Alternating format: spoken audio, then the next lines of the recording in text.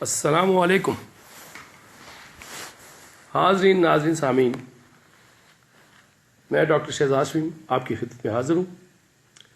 آج استاد محترم جناب منظور احمد صاحب چھٹی پہ ہیں، کل انشاءاللہ وہ تشریف لائیں گے۔ تو آج کا موضوع ہے عورت، اور یہ دوسرا حصہ ہے۔ پہلا حصہ عورت کے حوالے سے علامہ اقبال رحمۃ اللہ علیہ نے فارسی زبان میں جو فرمایا تھا وہ ہم پہلے حصے میں کر چکے ہیں، اور آج کا جو ہے یہ جو اردو شاعری ہے جو ان کی کلیات اقبال سے، تو وہ ہم نے آج نظمیں لی ہیں آپ کے لیے۔ پہلا ٹاپک ہی نظم کا ہے عورت، جس میں وہ کہتے ہیں وجود زن سے ہے تصویر کائنات میں رنگ، وجود زن سے ہے تصویر کائنات میں رنگ، اسی کے ساتھ سے ہے زندگی کا سوز درو۔ یعنی علامہ اقبال رحمۃ اللہ اس شعر میں ایک حقیقت بیان کی ہے کہ دنیا کی تصویر اگر رنگین ہے تو صرف عورت کی موجودگی کی وجہ سے ہے۔ عورت ایک ایسے ساز کی مانند ہے کہ جس میں ایسے نغمے نکلتے ہیں جس سے آدمی کی زندگی میں اندرونی سوز یا گرمی ہنگامہ پیدا ہوتی ہے۔ اگر دنیا میں صرف مرد ہی ہوتے، عورت نہ ہوتی، تو یہ تصویر کائنات سراسر بے رنگ ہوتی۔ دوسرے شعر میں بھی کہتے ہیں کہ شرف میں بڑھ کر سریا سے مشت خاک اس کی، کہ ہر شرف ہے اس درج کا در مکنون۔ یعنی عورت بظاہر مٹی کی ایک مٹھی بھر ہے، ایک مٹھی بھر مٹی کے برابر ہے، خاک، یعنی اس کا جسم جو ہے وہ خاکی ہے، مٹی سے بنا ہے، لیکن وہ آسمان کی بلندی پر چمکتی سریا ہے، جو سریا آسمانوں پہ چمکتی ہے، کہکشاں ہے،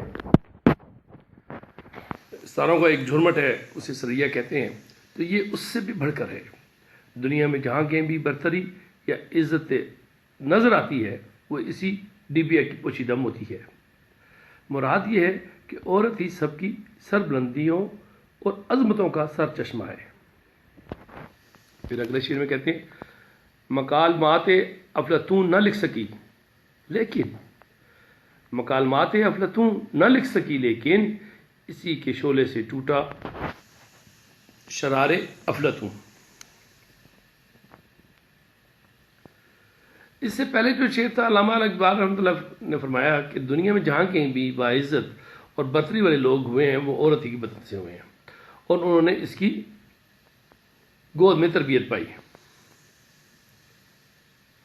اس اصول کو شاعر نے اس شعر میں ایک مثال دے کے سمجھایا ہے کہ افلاطون جو ایک بہت بڑے یونانی فلسفی تھے، جس نے مکالمات کے نام سے ایک اہم فلسفیانہ کتاب لکھی تھی۔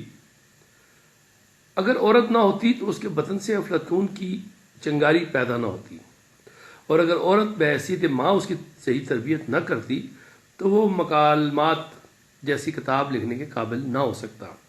یہ سچ ہے کہ ایسی کتاب وہ خود نہیں لکھ سکی، لیکن ایسی کتاب لکھنے والے کو اس نے جنم بھی دیا اور پرورش کر کے ایسی کتاب لکھنے کا اہل بھی بنایا۔ تو یہ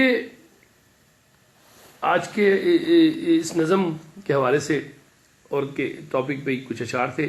اب اگلی ان کی نظم ہے، اس کا عنوان ہے عورت کی حفاظت۔ تو اس میں علامہ اقبال رحمۃ اللہ دیکھتے ہیں کیا فرماتے ہیں۔ پہلا شعر ہے ایک زندہ حقیقت میرے سینے میں ہے مستور، ایک زندہ حقیقت میرے سینے میں ہے مستور، کیا سمجھے گا وہ جس کی رگوں میں ہے لہو سرد۔ ایک زندہ حقیقت میرے سینے میں ہے مستور، یعنی میرے سینے میں چھپی ہوئی ہے، کیا سمجھے گا وہ شخص، کیا سمجھے گا جس کی رگوں میں لہو سرد ہے، ٹھنڈا ہے۔ تو میرے سینے میں ایک زندہ حقیقت چھپی ہوئی ہے، لیکن اسے وہی سمجھ سکتا ہے جس کی رگوں میں خون سرد نہ ہو، یعنی اس کے جذبات مردہ نہ ہو چکے ہوں۔ وہ حقیقت کیا ہے؟ اگلے شعر میں خود ہی فرماتے ہیں نئے پردہ نہ تعلیم نئی ہو کہ پرانی، نسوانیت زن کرنے کے باں ہے فقط مرد۔ نئے پردہ نہ تعلیم نئی ہو کہ پرانی، نسوانیت زن کا ہے نگہباں ہے فقط مرد. یعنی اس میں وہ کہتے ہیں کہ نسوانیت زن کا نگماں ہے فقط مرد. وہ زندہ حقیقت ہے، یہ وہ زندہ حقیقت ہے جس کا شاعر نے پہلے شعر میں ذکر کیا اور جس کو صرف زندہ جذبات والے لوگ ہی سمجھ سکتے ہیں. حقیقت یہ ہے کہ عورت پن کا محافظ اگر کوئی ہو سکتا ہے تو وہ صرف مرد ہے. اگر مرد اس کی نگبانی کے جذبے سے عاری ہو تو پھر نہ پردہ اور نہ تعلیم، چاہے وہ نئی ہو یا پرانی، عورت کے عورت پن کو قائم نہیں رکھ سکتا، جیسے کہ ہم نے یورپ میں دیکھ رہے ہیں. ایسی صورت میں عورت اپنے عورت پن کے حلقے سے نکل کر عورت نہیں رہے گی، کچھ اور بن جائے گی. اگلے شعر میں فرماتے ہیں، جس قوم نے اس زندہ حقیقت کو نہ پایا، جس قوم نے اس زندہ حقیقت کو نہ پایا، اس قوم کا خورشید بہت جلد ہوا زرد. علامہ اقبال رحمۃ اللہ فرماتے ہیں کہ وہ زندہ حقیقت جو میرے سینے میں چھپی ہوئی تھی اور جس کو میں نے مذکورہ بالا شعر میں صاف بیان کر دیا ہے، اس زندہ حقیقت کو کہ نسوانیت زن کا اگر کوئی نگہبان ہے تو صرف مرد ہے. کیونکہ اگر مرد اپنی انسانیت زندہ رکھے گا تو ہی وہ عورت کی نسوانیت کا حفاظت کر سکتا ہے، ورنہ جو خود ہوگا بیوی ویسی ہو جائے گی. کیونکہ خربوزہ خربوزے کو دیکھ کر رنگ پکڑتا ہے. اور ہم نے دیکھا ہے کہ جب اس نئی تعلیم کے اس میں یا جو یورپ سے وہ کیا جاتے ہیں یا وہاں رہتے ہیں، وہ ان کی باتوں میں، ان کے تہذیب و تمدن میں جب گر جاتے ہیں یا اس کو اپنانے کی کوشش کرتے ہیں تو وہ عورتیں جو ہیں ان کے ہاتھ سے نکل جاتی ہیں. تو کیا کہتے ہیں، جن قوموں نے آزادی نسواں کو مادر پدر آزادی سمجھ کر قبول کر لیا ہے، انہوں نے اصل میں فطرت سے بغاوت کی ہے. فطرت سے بغاوت کرنے والا ضرور سزا پاتا ہے. اور ہم یہ دیکھ رہے ہیں یورپ اور امریکہ وغیرہ میں اس کے کیا نتائج نکلتے ہیں. تو یہ ان کا اس میں عورت کی حفاظت، اس پہ ان کی یہ نظم ختم ہوتی ہے. تو اگلی دیکھتے ہیں نظم ہے عورت کے حوالے سے کلیات اقبال میں جو شاعری ہے اس عنوان سے کہ عورت اور تعلیم. اس میں پہلے شعر ہے ان کا، تہذیب فرنگی ہے اگر مرگ عمومت، تہذیب فرنگی ہے اگر مرد عمومت، ہے حضرت انسان کے لیے اس کا ثمر موت. مطلب اگر اہل علم اہل مغرب کی تہذیب عورتوں کو یہ سکھاتی ہے کہ دیکھنا تم ماں نہ بننا، دیکھنا تم ماں نہ بن جانا، بچے نہ جننا، تو سمجھیں کہ اس تہذیب کا پھل انسان کے لیے موت کے سوا کچھ نہ ہوگا. یعنی اگر مائیں اپنے بچے جننا چھوڑ دیں گی تو انسان دنیا سے نابود ہو جائے گا. اور فرنگیوں کی تہذیب عورت کو ماں نہ بننے کی ہی ترغیب دے رہی ہے، جس کا پھل انسانوں کی موت کے سوا کچھ اور نہیں. اور آپ نے دیکھا ہوگا جو لوگ جرمنی رہ کے آئے ہیں، یورپین کنٹریز میں رہ کے آئے ہیں، وہ دیکھتے ہیں کہ وہاں 15 20 کلومیٹر سفر کر جائیں آپ تو کسی گاڑی میں آپ کو بچہ نظر نہیں آئے گا، اور اب وہ پچھتا رہی ہے. اگلا شعر ہے، جس علم کی تاثیر سے زن ہوتی ہے نازن، جس علم کی تاثیر سے زن ہوتی ہے نازن، کہتے ہیں اسی علم کو ارباب نظر موت. یعنی اللہ تعالیٰ نے جتنی بھی جاندار یا بے جان مخلوق پیدا کی ہے ان میں سے ہر ایک اپنی ایک بنیادی صفت یا جوڑ رکھتی ہے، کوئی یعنی خاصیت رکھتی ہے. اور ہر یعنی زیرو کو اللہ نے کوئی نہ کوئی، یہ جاندار ہے یا ناجان ہے، اس کی کوئی صفت رکھی ہے، اس کا کوئی عمل رکھا ہے، اس کا کوئی فائدہ رکھا ہے. اگر اس سے وہ جوڑ نکال لیا جائے تو وہ دیکھنے میں تو وہ شے ضرور ہوگی لیکن حقیقت میں کچھ اور بن جائے گی. مثال کے طور پہ کہتے ہیں آگ کا بنیادی جوہر حرارت اور جلانا ہے، یعنی اس کی صفت ہے، اس کی خاصیت ہے کہ آگ کا کام ہے بنیادی طور پہ حرارت دینا اور جلانا، اگر اس سے یہ صفت چھین لی جائے تو دیکھنے میں تو آگ ہوگی، حقیقت میں آگ نہیں رہے گی۔ اسی طرح عورت کا بھی ایک بنیادی جوہر ہے، ایک صفت ہے، ایک خاصیت ہے، خاص پرپز ہے، اور وہ اس کی صفت عورت پن ہے، وہ اس کا عورت پن ہے، یعنی شرم و حیا ہے، جو اس کی حیا پر مبنی ہے۔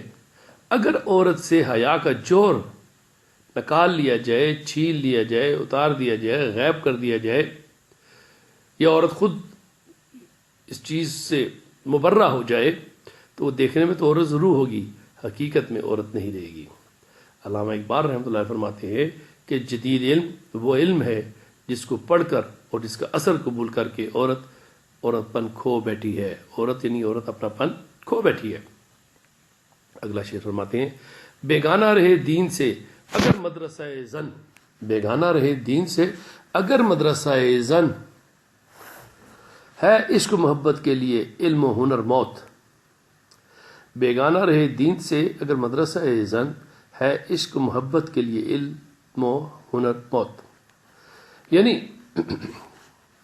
اگر عورت کی تعلیم و تربیت ایسے مدرسے میں ہو جس میں مذہب کا کوئی عمل دخل نہ ہو، تو پھر ہر وہ علم اور ہر وہ ہنر جو وہ سیکھے گی اس کے عشق و محبت کے جذبات کے لیے موت کا باعث ہوگا، اور عورت اپنے مقصد تخلیق اور فرائض منصبی سے بالکل غافل ہو جائے گی۔ عورتوں، خصوصاً مسلمان عورتوں کو اگر جدید مدرسوں میں تعلیم حاصل کرنا آیا، جدید مدرسوں سے مطلب ایک تو جدید مدرسے، دوسرا کالجز، یونیورسٹیز وغیرہ تمام انسٹیٹیوشنز جو ہیں اکیڈیمکلی یا اکیڈمیز، وہ سب اس میں شامل ہیں۔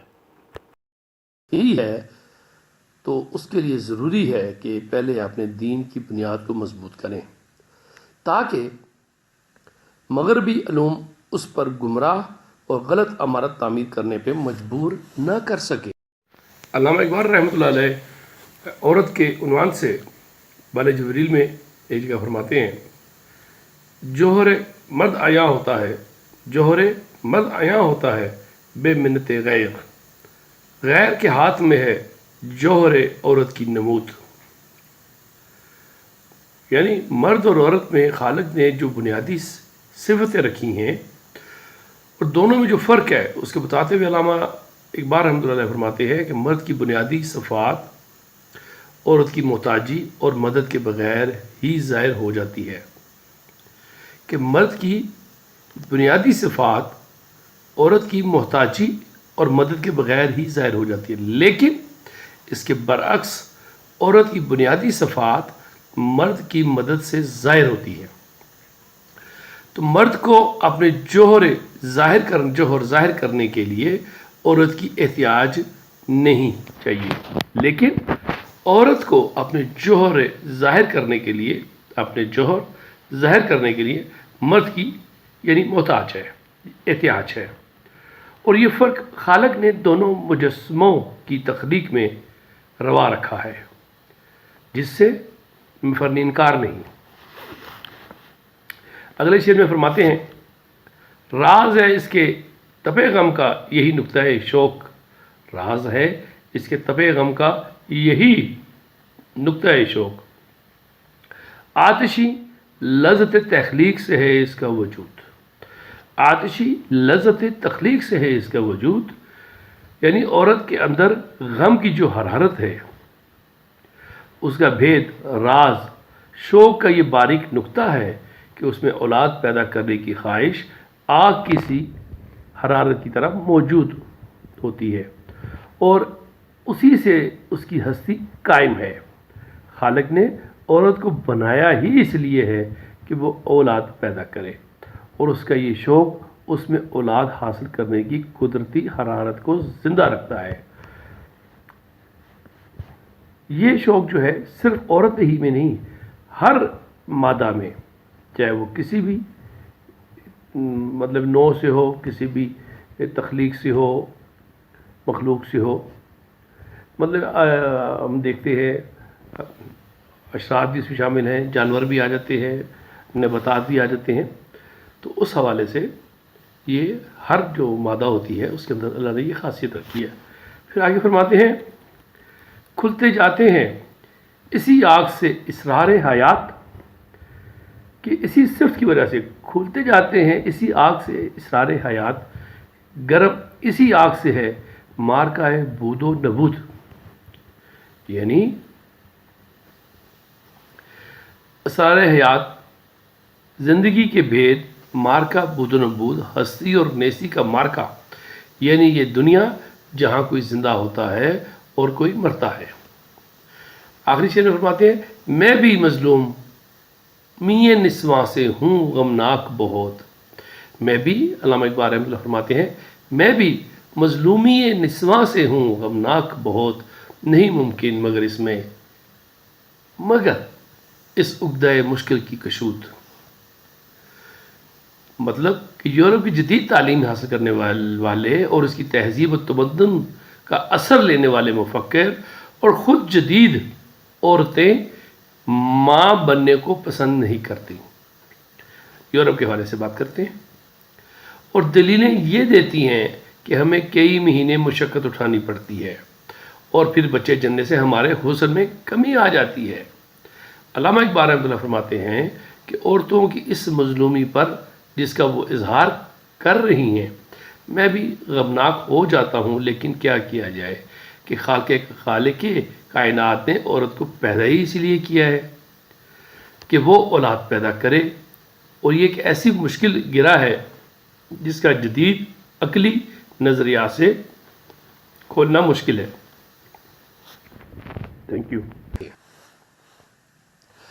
تو یہ تھا خواتین و حضرات، خاص طور پہ ہماری مائیں بہنیں بیٹیاں طالبات، کہ علامہ اقبال رحمۃ اللہ نے عورت کے حوالے سے آج جو ہم نے بیان کیا ہے، جو ان کے ارشادات تھے، اس کی تشریح کی ہے۔ اللہ ہمیں اور ہماری بچیوں کو، بیٹیوں کو، طالبات کو یہ جو سمجھنے کی اور اس کی حفاظت کرنے کی، اس کی شرم و حیا کے ساتھ خیال رکھنے کی توفیق عطا فرمائے۔ امید ہے کہ اس کو سن کے اس پہ وہ ضرور عمل فرما ہوں گی۔ اسی کے ساتھ اجازت دیجیے۔ پاکستان زندہ باد۔